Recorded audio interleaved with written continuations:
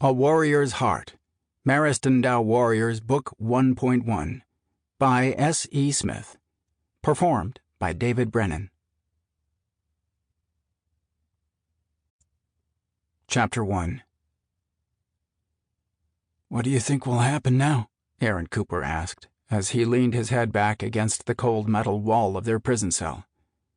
"Do you think this might be the end? Do you think they'll kill us?" "I don't know," Ben replied grimly, looking over his shoulder at his younger brother. "I've heard some nasty things about this species." "Hell, heard. You saw what they did to the rest of the crew on the freighter," Aaron said tiredly. "Maybe it is just as well. I've given up hope of ever making it back to Earth." Ben didn't say anything. What could he say? He had lost hope of ever seeing Earth again years ago. He might be only 16 months older than Aaron, but he was always more pessimistic about life than his brother. Life had never been easy for them. Their mother deserted them and their father shortly after Aaron was born. If that wasn't bad enough, their father began drinking so much that by the time they were old enough to open a box of cereal, they were pretty much on their own. Then the unbelievable happened. They were kidnapped by an alien slave trader from the Kansas farm where they lived.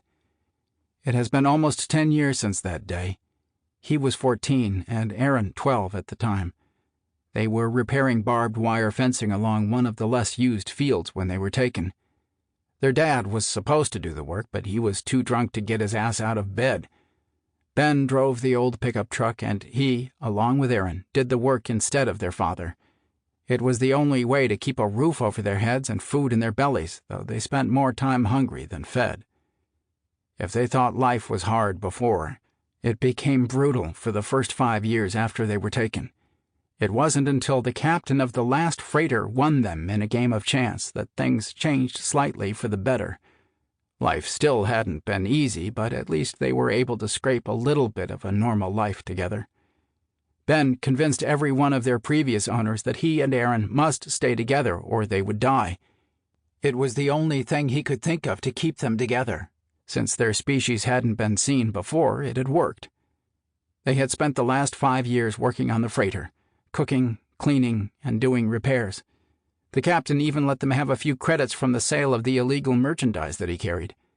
They saved every credit in the hopes of buying their freedom or escaping, whichever came first. That dream came to an end when the freighter was attacked. All of the crew members were killed except for him and Aaron. He didn't know why. Maybe it was because the Maristandau, a Spartan-type species, according to what they learned over the years, had never seen a human before. Or it could be because the purple bastards wanted to have fun as they killed them. He didn't know, and, truthfully, he was at the point he didn't give a damn anymore. Aaron stood up when the door leading down to the prison cells opened.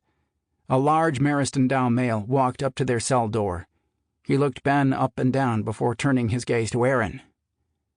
"Do you understand me?" the male asked gruffly. "Yes," Ben replied. "You will not fight. You will do what you are told. Do you understand?" the male stated. "Yes," Ben replied again. "What are you going to do to us?" Aaron asked. The male looked at Aaron. "You will work. You will keep your head down, and you will live if you are careful. Do not trust anyone unless I say you can. Most of the crew would sooner slit your throat for the fun of watching you die than help you.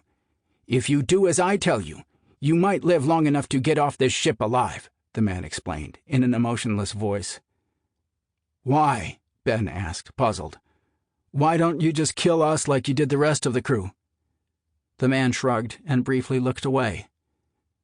"I saw that you were different," he said quietly. "I saw the way you protected the younger one.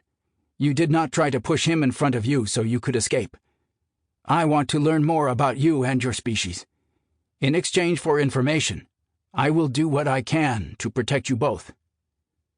"Why?" Ben asked again, pressing the male standing in front of him.